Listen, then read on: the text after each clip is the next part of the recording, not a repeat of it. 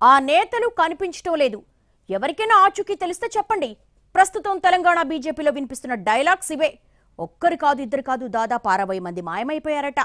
నియోజకవర్గం నుంచి రాష్ట్ర స్థాయి దాకా బీజేపీ లీడర్స్ ఎవ్వరికీ టచ్లో లేరట. ఇంతకీ ఎవరా 60 మంది? వాళ్ళ గురించి ప్రత్యేకంగా ఎందుకు చెప్పుకోవాల్సి వస్తుంది? Let's watch. తెలంగాణ అసెంబ్లీ ఎన్నికల్లో పోటీ చేసిన అభ్యర్థుల్లో సగానికి సగం మంది ఇప్పుడు పత్తా లేకుండా పోయారట. టెలిస్కోప్ కు కూడా దొరకకుండా తిరుగుతున్నారట. ఎక్కడున్నారో, ఏం చేస్తున్నారో, లోక్సభ ఎన్నికల ప్రచారానికి ఏమైనా పనికొస్తారేమోనని పార్టీ అగ్రనాయకత్వం చుక్కాని పట్టుకు తిరుగుతున్నా ఎక్కడా ఆచూకీ దొరకడం లేదన్నది ఇంటర్నల్ టాక్. అసెంబ్లీ ఎలక్షన్స్ లో బీజేపీ తరపున పోటీ చేసిన వారిలో ఎక్కువ మంది 2018 ఎన్నికల తర్వాత కాషాయ తీర్థం పుచ్చుకున్నారు. పార్టీ సిద్ధాంతాలను నమ్మి ఆ లైన్లో ఉండి బీజేపీతోనే రాజకీయ జీవితం ప్రారంభించిన వారు చాలా తక్కువ మందే గత ఎన్నికల్లో పోటీ చేశారు. సామాజిక సమీకరణాలకు పెద్దపీట వేసిన పార్టీ అధినాయకత్వం దశాబ్దాలుగా నమ్ముకుని ఉన్న వాళ్లను పక్కన పెట్టి కొత్త వారికి ఎక్కువగా టికెట్స్ ఇచ్చింది అన్న అసంతృప్తి అంతర్గతంగా ఉంది. ఇప్పుడు అందుకు తగ్గట్టే కొత్త నేతలు పత్తా లేకుండా పోవడంతో తేడా తెలుసుకోమని అంటున్నారట పాత నాయకులు. తెలంగాణ అసెంబ్లీ ఎన్నికల్లో మొత్తం 111 స్థానాల్లో పోటీ చేసింది బీజేపీ.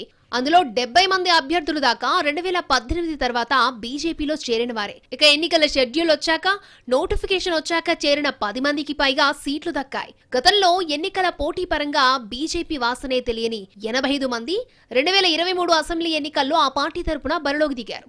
గాయ్స్, ఈ రోజు మీకు ఒక మంచి విషయం చెప్పాలనుకుంటున్నాను. డెల్టా శ్రీహరి పంచతులసి నీళ్లు తాగిన ప్రతిసారి గ్లాస్ నీళ్లలో ఒక చుక్క డెల్టా శ్రీహరి పంచతులసి కలుపుకుని తాగండి. నీటిని న్యాచురల్ గా ఆల్కలైన్ చేసి యాంటీ ఆక్సిడెంట్స్ అభివృద్ధి చేయడంలో సహాయపడుతుంది.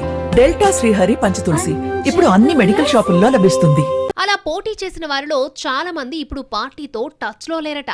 సుమారు 60 మంది వరకు పార్టీ కార్యక్రమాలకు హాజరు కావడం లేదంటున్నారు. వాళ్ళసలు స్థానిక నాయకత్వానికి కూడా అందుబాటులో లేరట.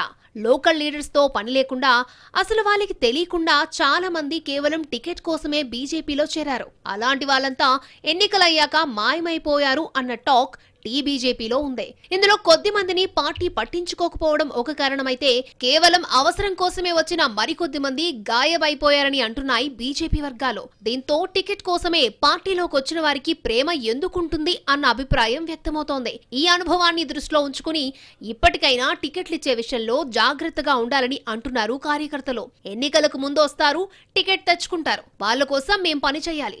ఎన్నికలు ముగియగానే వాళ్ళు వెళ్లిపోతారు. మళ్లీ ఎప్పట్లానే పార్టీ జెండాను మేమే మోయాలని ద్వితీయ శ్రేణి నాయకులు సైతం నిట్టూరుస్తున్నట్టు తెలిసిందే.